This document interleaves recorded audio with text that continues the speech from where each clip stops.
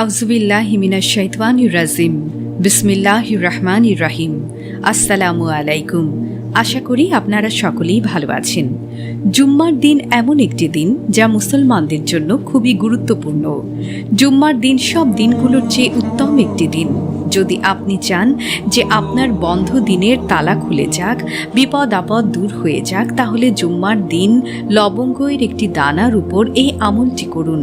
এই আমলটি এতই ফজিলতপূর্ণ যে যেই বান্দা মনে করে যে তার উপর অনেক সংকট রয়েছে, অথবা জাদু জিনের আসর রয়েছে, অথবা আগে তার কাছে অনেক ধন সম্পদ ছিল, অর্থাৎ তার বরকত ছিল, কিন্তু তা এখন আর নেই, মাস শেষ হবার আগেই তার সব টাকা পয়সা শেষ হয়ে যায়, একদমই বরকত নেই। যদি আপনি চান যে আপনার সব অসুবিধা দূর হয়ে যাক, আপনার জীবনে আবার বরকত আসুক, জাদু জিনের আসর থেকে রেহাই পান, তাহলে আপনার লবঙ্গের এই দানাটি আপনার মানিব্যাগে রাখবেন। কেননা মানিব্যাগ সবসময় মানুষের পকেটে থাকে, সবসময় মানুষের পকেটে থাকে, আর যতক্ষণ দম করা এই লবঙ্গটি আপনার সাথে থাকবে, আপনি জাদু জিন বদনজর বিপদ আপদ খারাপ চিন্তা থেকে বেঁচে যাবেন এবং গায়েবী সাহায্য পাবেন, আল্লাহর হেফাজতে থাকবেন। কেননা এই লবঙ্গটি সবসময় আপনার সাথে থাকবে।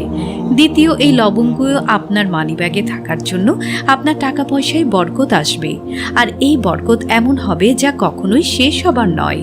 কম টাকায় বেশি খরচ করতে চান, কম টাকায় ঘরের সব অসুবিধা দূর করতে চান, আর সেভিং করতে চান, তাহলে এই আমলটি আপনার জন্য।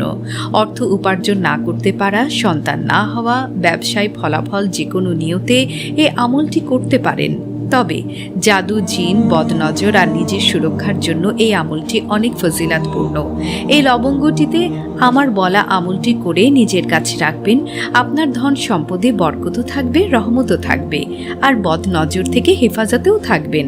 মনে থেকে যে এই আমলটি জুম্মার দিন করবেন, তার সকল ইচ্ছা পূরণ হয়ে যাবে। কেননা সম্মান, টাকা পয়সা, বরকত পাওয়ার জন্য এই আমলটি অবশ্যই করবেন।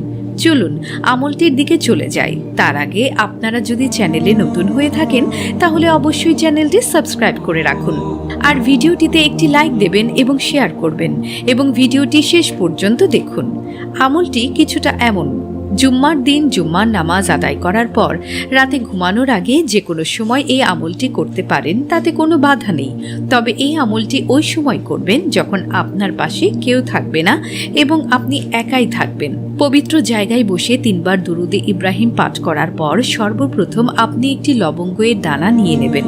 সেই দানাটি আপনি আপনার হাতের মধ্যে নিয়ে নেবেন। তারপর আপনার হাত মুষ্টি বাঁধবেন। তারপর আল্লাহর প্রতি নিয়ত করতে শুরু করবেন। আমল নিয়তের উপর নির্ভরশীল। যে নিয়তে এই আমলটি করছেন, নিয়ত না করলে আমলটি হবে না।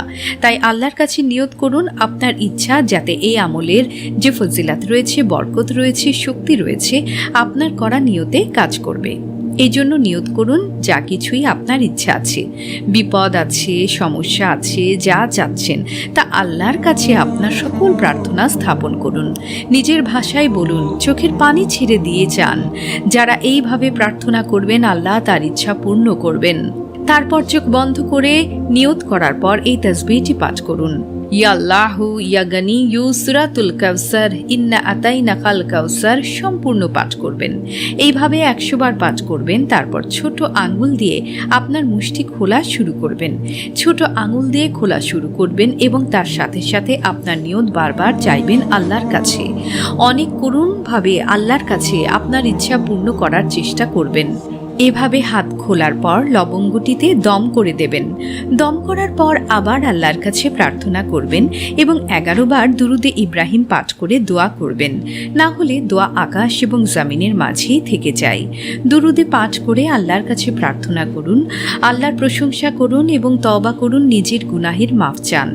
আল্লাহ তাআলা যদি রাজি হয়ে যান, আপনার দোয়া যদি কবুল হয়ে যায়, তাহলে আপনার সকল আশা পূর্ণ হয়ে যাবে। আপনি গায়েবীভাবে সাহায্য পাবেন যা আপনি কল্পনাও করতে পারবেন না। আবার তারপর বাবা মায়ের জন্য দোয়া করবেন, কেননা যে বাবা মায়ের দোয়া করে না, তার দোয়া অসম্পূর্ণ হয়ে থেকে যায়। এইভাবে আমল করবেন, আপনার সকল ইচ্ছা পূর্ণ হবে ইনশাআল্লাহ। এই ছিল ভিডিওটি। দেখা হবে পরবর্তী ভিডিওতে। আল্লাহ হাফেজ।